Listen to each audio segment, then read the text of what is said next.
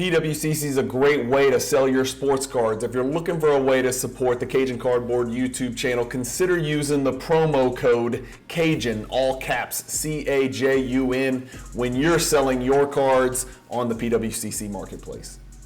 Hey guys, Brian with Cajun Cardboard, coming at you from the great state of Louisiana. And I hope this is gonna be like riding a bike, where you never forget and you can pick it right back up. I am extremely excited, as you can see from the thumbnail, to resume the much heralded, much requested Explore the Card episodes. I filmed 67 episodes, and I think I didn't miss a Friday. So for 67 straight weeks, more than a year, every single Friday, you got an Explore the Card episode where we took a deep dive look into a particular Michael Jordan insert or parallel from the 80s and 90s, primarily the 90s.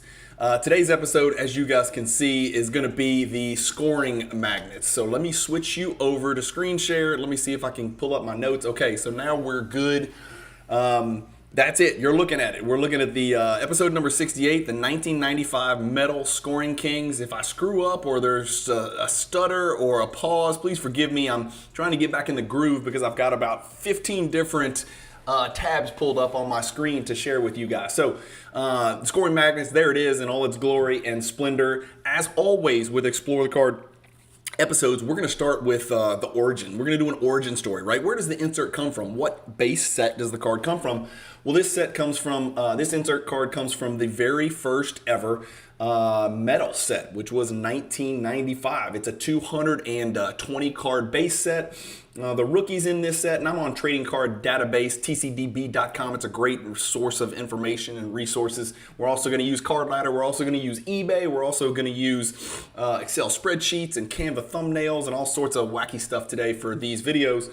But TCDB is a great place to go if you want to know more about the set, right? And so that's what we're doing. So 95 metal, let's shed a little bit of light on it. The 95 rookies, you're really talking about KG. If you really want to stretch it, I don't think you're going to find many super collectors for these guys, but Michael Finley was a beast. I got a chance to play against him, by the way, in Houston in a 3-on-3 tournament. Jerry Stackhouse was supposed to be the next Jordan. He was the first in a long line of people to be the next Jordan. Rasheed Wallace was an absolute animal who would thrive in today's game. And then Antonio McDyess would probably be next in line. So that's your 1995 rookies in a nutshell.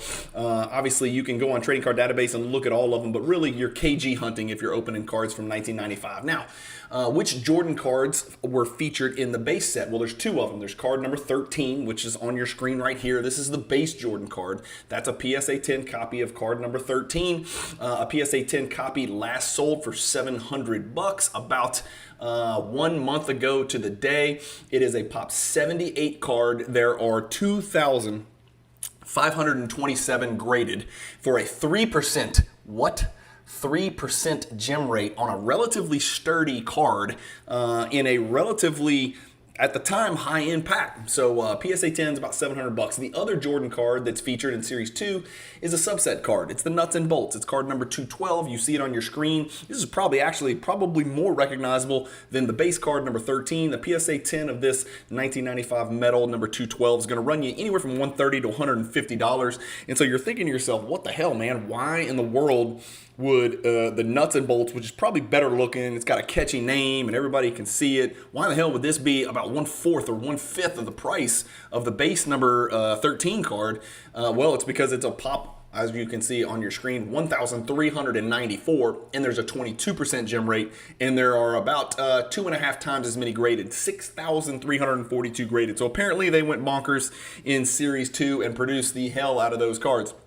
Must be a much higher print run than Series 1. There are 10 insert sets in this 1995 metal product. Let's go back to TCDB. Let's go back to inserts and related sets. And there you go. And you can see them. You've got your Jumbo, Maximum Metal, Metal Force, Molten Metal, Rookie Roll Call Silver Spotlight, Scoring Magnets, which is the topic of the day, Slick Silver, Stackhouse's Scrapbook, Steel Tower, and then Tempered Steel, which is a pretty cool name for an insert set. So is Steel Tower, to be honest with you. Jordan's not featured in either one of those. The only sets featuring Jordan are Stackhouse's Scrapbook, Slick Silver, which were inserted 1 in 7 packs in Series 1, and then the Scoring Magnets, and then the maximum metal. So today we're talking about the scoring magnets. The silver spotlight, by the way, is the only parallel, and they were inserted one in each Series 1 pack only. Scoring magnets features only 8 players. So let's click into scoring magnets and check it out. Where am I and why are there so many ads on my screen? Here we go.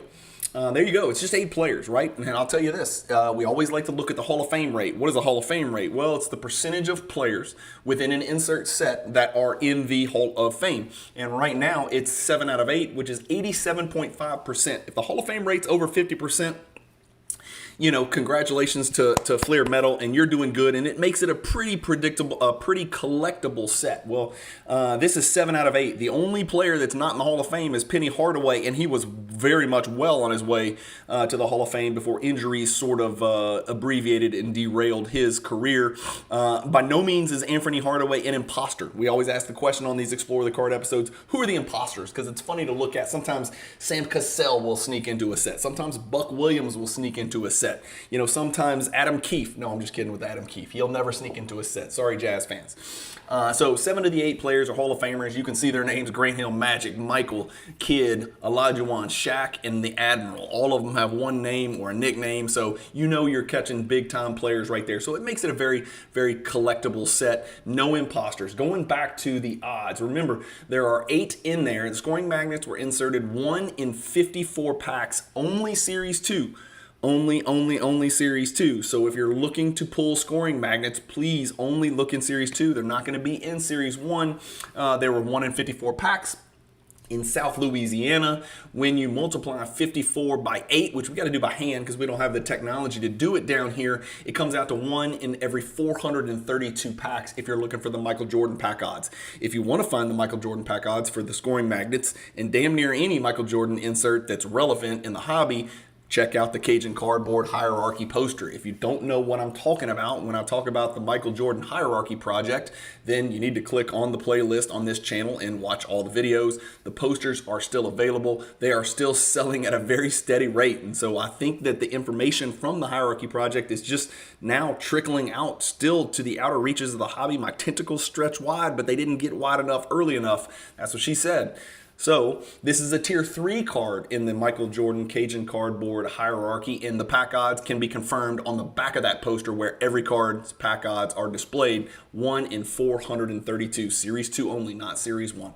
All right, let's talk about the card itself. I always share with you guys. I'm very transparent. If I own the card, I tell you. If I don't, I tell you.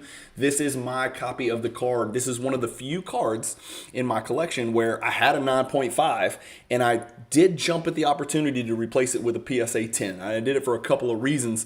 Number one, I happened to fall into the card. I put in what I thought was a very low bid, and I won the card. So I wasn't going to pay an exorbitant premium to jump from BGS 9.5 copy to a 10, but I put in what I thought was a low bid. I think I might even have won it on a PWCC weekly auction, and that's where I'm sharing all of my cards with you guys because I store all my cards in the PWCC Vault that you see on your screen right now. So I ended up kind of upgrading from my BGS 9.5 to a PSA 10 that you see on your screen. The front of the card is awesome. It really is cool. It's kind of a demure, kind of pink and like dark green, which is very 1980s wallpaper-ish. If you're old enough, if you're almost 50 like me, you'll remember that a lot of houses were dark green and pink. I know that sounds weird, but it's a weird kind of a color mix. But you can see scoring magnet on the left, scoring magnet on the right. Now, the label says magnets, so I'm not going to get into the grammar argument or the semantics. It's probably supposed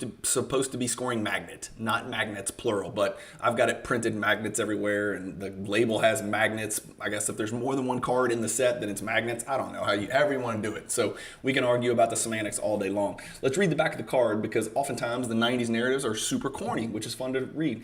Can anyone else dominate the floor like MJ? Ask the Knicks who were touched touched. I love that. For 55 points in Jordan's 5th game back after his return. A lot of people forget that.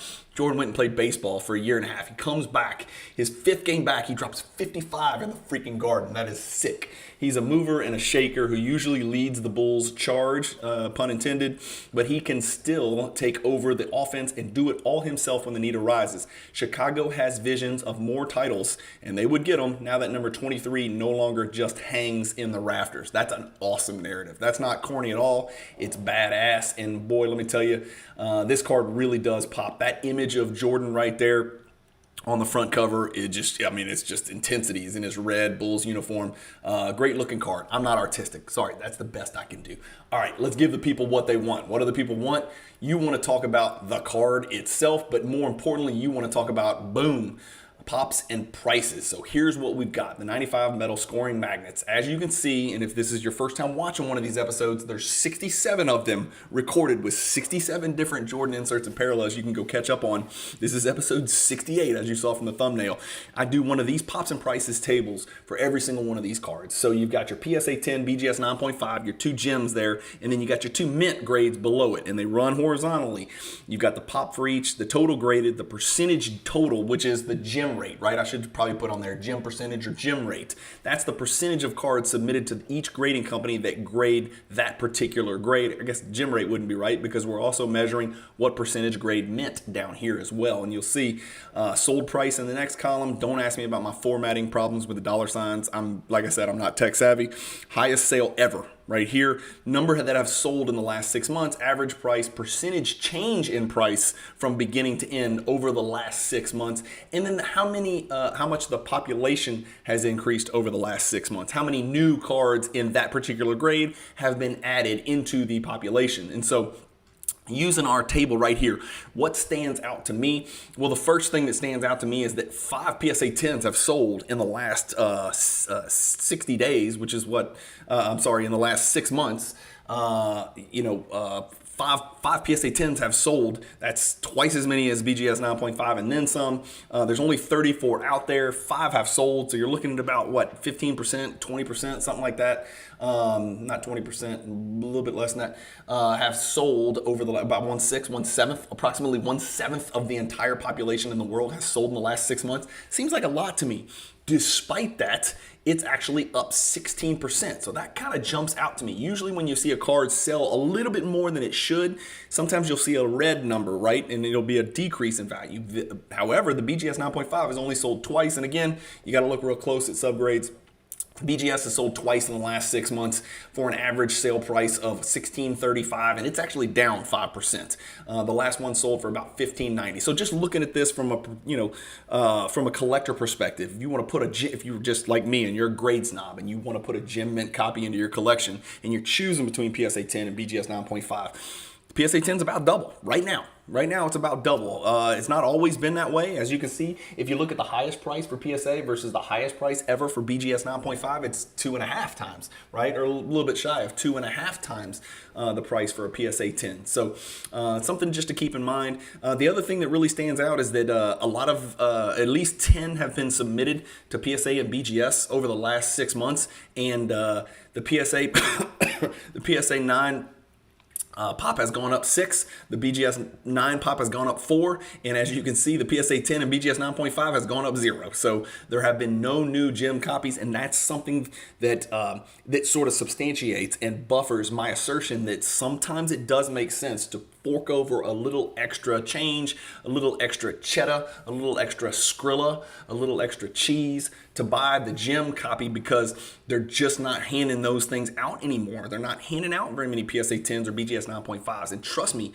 as somebody who just went through the cross-country collection, another video playlist on my channel, I submitted over 1,500 Jordan cards. And I can tell you on the meaningful Jordan inserts and parallels, the hierarchy type cards, they did not hand out very many PSA 10s. It was definitely less than 1% on the cards that mattered the most was the gem rate that I received. So there's just not a lot of those out there. So I don't think you're going to see that pop of 59 combined gems grow very much. Okay, enough of the table. There are no BGS 10s. There are no BGS black labels. So 9.5 is the best you can do with BGS. There are, like I said, 59 combined gems. We always look at that threshold of 100. I want to know, is there 100, more than 100, or less than 100 gem mint copies between the two big grading companies? Sorry, SGC, I just don't dig you. I don't mess with SGC when it comes to 90s cards. I know they're great for antiquated, ancient, pre-war stuff and vintage stuff. And I know some people like them because they're like $1.50 cheaper or something on ultra modern stuff, but I don't ever talk about SGC on the 90s stuff. It's just me. Very reputable company. I think their slabs are disgusting and ugly and putrid to look at. But again, it just doesn't really, I don't ever advise anybody, if you're trying to get most bang for your buck, to grade 90s Jordan cards with SGC. It's like a, square peg in a round hole. How often does the card sell on the open market? The gem copy sells 7 times in 6 months. So a little more than once a month. So this is a card you can get into. If you're interested in the card, you can go get into the card. What's on eBay? We always like to look at this. I plugged in 1995 scoring, and then on eBay, I put in parentheses so it would search for the specific word. I put a comma to separate it. I wanted to search magnet and magnets because you never know. You don't want to miss anything. So now I'm catching both of them, magnet and magnets. And then I typed in Jordan. So don't worry about grades. It could be raw. It could be SGC. It could be HGA. It could be whatever. And you pull up 21 results. So this is a card you can get into. If you're a grade snob, you're going to need to plug in there PSA 10, open parentheses, PSA 10, comma, BGS 9.5, close parentheses. But if you're just looking to get into the card, if you're trying to complete your Michael Jordan hierarchy and you don't care about grade, or maybe you only want 8s or 9s, you're talking about a card you can get your hands on. There are enough of these out there that you can go grab. I mean, again, there's over 200 mint copies between PSA 9 and BGS 9, and that's not even to mention the more prevalent BGS 8.5 and the PSA 8s. So you'll see right here, let's go ahead and sort this by highest first, just to see what's on there. Well, there's a PSA 10, but it's at $4,999, and we know we're not going to pay that because the highest sale in history is $3,700. So you're about 20% over the highest sale in the history of the card. You're also about $2,000 higher than the last sale, so nobody's buying that. And then you get all the way down here to a PSA 8, which for whatever reason they have the word vintage in here, which is interesting. I would not consider it 1995 vintage, but $1,346 for a PSA 8. I'll probably pass because the BGS 9 sells for about $270. So you've got a lot of overpriced crap on here is basically what I'm getting at. And by the way, what are the odds? There's somebody who doesn't know any better. They graded it with HGA and got an 8.5. What the hell is this thing? International Sports Authentication gave it a 9. Well, that matters so much to me. all right, moving along. If you want to if you're the gambler and you want to just rip boxes, I've got 1995 metal box. Remember, Series 2 only, not retail. I've got hobby in here. There are 1, 2, 3 options to purchase hobby boxes. Just pay close attention. This one's at auction, $229. This would be a fun rip. Again, KG is the only rookie hit, and then after that, you need to kind of really get lucky. I don't know how, like we said, 432 pack odds or something like that. Is that what we said, 432? Yeah, 432 pack odds. That's a lot of boxes. So I wouldn't be the gambler type. That's just me. But you know what? Every dog has its day. The sun even shines on a dog's ass sometimes. Billy Hoyle said that. No, Wesley Snipes. I can't remember who said it in White Man Can't Jump. One of them did. But 3 options to buy the boxes if you want to buy the boxes. What do I own and what grade? I always like to share with you what I own, what grade I own, and then whether for me, is it a buy, a sell, or a hold? Well, it's not a buy because I got one. And I'm not looking to collect duplicate copies. You guys know, and I've shared this with you recently, I've sort of shed my PSA 8s and my lower graded duplicates, and I'm kind of strictly focusing on cards like this, only on the Gem Mint copies. I've got the PSA 10. I've got the best card that you can get. There are no BGS 10s or BGS black labels. So this is about as good as you can do. I'm set. So I'm a hold for Cajun Eternity, copyright Cajun Cardboard. Is the card that we're talking about today, is this scoring magnets card that we're talking about today, is it a low, a mid, a high, or a grail value card in the various grades? Well, it's a low a low end card in all of the grades. Remember, I kind of separated into 4 levels, and I'm trying to remember because I haven't done one of these videos in over a year, but I think low end was up to 5,000, mid end was 5 to 10,000, high end was 10,000 to 20,000, and if your damn card costs more, it's worth more, and the last sold was more than 20,000, it's considered a grail in my opinion. You know, and again, we're using that term loosely. I wouldn't necessarily consider it a grail, but most people would call a $20,000 Jordan card a grail. It would form the grail of many collections out there. So scoring magnets can be had in a PSA 10 for whatever we talked about, $2,900. You know, so you're talking about a card that's still considered low end by Jordan standards.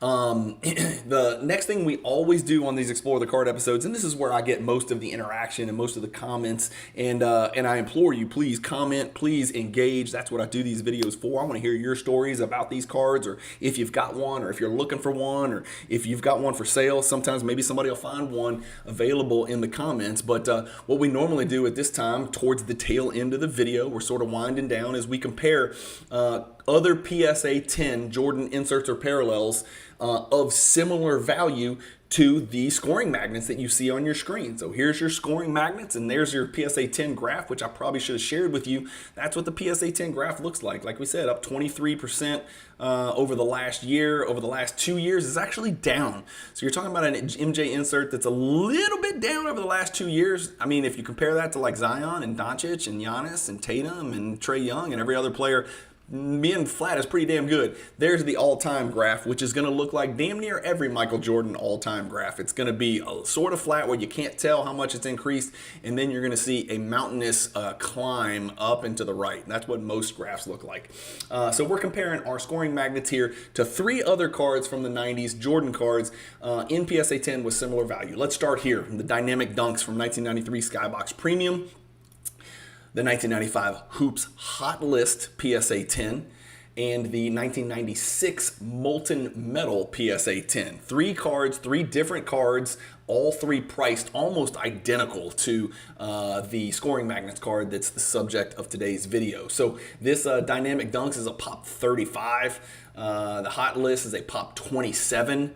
And the Molten Metal is a pop 29, and the scoring magnets, as we talked about, is a pop 34. So if you're comparing population for these 4 cards in PSA 10, it's as equal, it's damn close. It's as damn close as you can get between 27 and 34. But here's where things you can kind of take a little bit further look to kind of figure out where they are and where they're going, right? There's been about 860 scoring magnets graded. There's been over 1,000 Dynamic Dunks graded, over 1,200 Dynamic Dunks graded. There's been a fewer of these. I'm almost positive this is 789 of those graded, and there has been even fewer of these, because this is going to be the toughest pack odds. Yeah, there's only been, it's equal about between PSA and BGS, only about a little bit less than 400 of the Molten Metal graded. So this thing comes down, for me, you know, pack odds matter, population matters, gem percentage matters, aesthetics matters. And so for me, this is my order. I am going Dynamic Dunks as card number 1. There's something about it. There's something about that first year Skybox Premium. There's something about the horizontal insert. There's something about the fact that these bitches are black all over front and back and impossible to grade, and I'm happy to own a PSA 10 copy of this card as well, so I'll be transparent about that. The Hot List is probably the card that I would choose last, believe it or not. There's 2 Hoops Hot Lists. There's another Hoops Hot List as well, so that takes off a little bit of the allure. There's only 1 year of scoring magnets. There's only 1 year of Dynamic Dunks. There's only 1 year of the Molten Metal, but there's 2 Hot Lists. There's another one out there, so that would be the card that's last. The Molten Metal would be the card that I would take second, and it's because it's just the smallest print run. It's the toughest pack odds. There's fewer of these printed, and so that's why this card, even though I think it's quite ugly aesthetically, this is about the best picture of the Molten Metal that I've ever seen in my life. If I showed you the picture of the one that I have, and I think I have a 9.5 in my PWCC Vault, it is disgusting. You can't even tell Jordan's on the card. It's very, very hard to get a good picture of this card. This is a very different deal at the time. In 1995 and 1996, when these metal cards came out, there was obviously a metallic feel to it, right, as the name would indicate. So it was just very different, right? So I would go Dynamic Dunks number 1. I would go Molten Metal number 2. I would go with our scoring magnets Right here, card number 3, the card we're talking about today, and then I'd go hot list with card number 4. That's my order. Let me know what your order is in the comments. And then lastly, we always wrap up all of these Explore the Card episodes with the Cajun Cardboard Scale of Jordan Card Relevance. Yes, I know it's a mouthful. That's what she said. I know it's a tongue twister. That's what she said.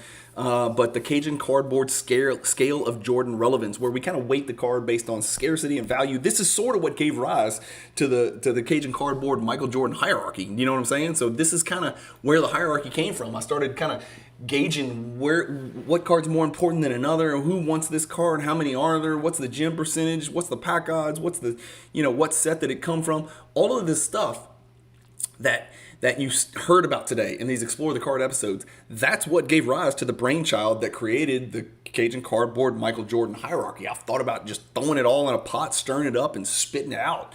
And again, I think it's been a helpful tool. It's brought a lot of people into the hobby, the hierarchy. And so, again, the card that we were talking about today is the Scoring Magnets. It's a Tier 3 card. It's on page 5, Tier 3. Row 1, card 7. I've got the whole thing memorized. No, I'm just kidding. I just remember seeing it. So that's where you'll find it on the Michael Jordan Cajun Cardboard Hierarchy poster, and you'll find the pack odds for that Scoring Magnets, the 1 in 432 packs on the back, Series 2 only. Don't forget. Let me know in the comments. I gave it a 7 out of 10. I think this is an important card. It's not cheap. $2,900 is not cheap for a PSA 10, but you could pick up a PSA 9 or a BGS 9 for less than $1,000, way less than $1,000 for the BGS 9. I think about $280, something like that. So it's important. And that's why it's in Tier 3, right? Tier 2 cards, you start to get super expensive in PSA 10. Tier 3 cards, a little bit more affordable in PSA 10. And the PSA 9s, you can still pick up for a few $100. So I give it a 7 out of 10 on the Cajun Cardboard Scale of Jordan Card Relevance. Let me know where you would rank this card. Let me know if you got one of these cards. What grade do you have? Are you looking for one? Let me know if you got any stories about the Scoring Magnet. Let me know if you think it should be pluralized, Scoring Magnets. But that's it. That wraps it for today, guys. 25 minutes. I talk fast. I talk a lot. Hopefully you got that information. The most important thing is the pops and prices table. If you are looking to get into this card, use that pops and prices table. Certainly, I'm sharing it with you for a reason. Hit print screen if you're smart enough to know how to do that on your desktop or your laptop, or just hold your phone up sideways and take a picture of the damn table, and then you've got it in your phone. Or you could just get a Card Ladder subscription like the rest of us do. But special thanks to Trading Card Database, Card Ladder, PWCC, basketballreference.com. Did I say Trading Card Database? I said Trading Card Database. So that's the resources that I use to create these Explore the Card videos. I'm excited to be back. I can't promise I'm going to do one every single Friday because, life calls, duty calls, husband, father, kids, soccer coach, multiple jobs, all that stuff, trying to feed kids, pay tuition, stuff like that. But I'm going to try to get one of these out every Friday. And everyone's been unique. So 68 videos, 68 different Jordan inserts and parallels. I've got the whole hierarchy project that I can go through top to bottom and make a video about each one of those, and then more. There's more inserts and parallels that didn't even make it into the hierarchy project that we can also talk about. So Explore the Card is back, baby. I think I got through it relatively smoothly. Hopefully the screen shares worked out and I didn't screw something up, and I didn't forget to turn the volume on my mic. This is a little trickier because I got so many moving parts here. I'm juggling a lot of balls. That's what she said. So thank you guys again for watching. Keep collecting. Stay positive in the hobby. Let me know what card you want me to feature on episode 69 of Explore the Card coming up next. Think of a super sexy card for episode number 69. Keep collecting. Stay positive in the hobby. Peace.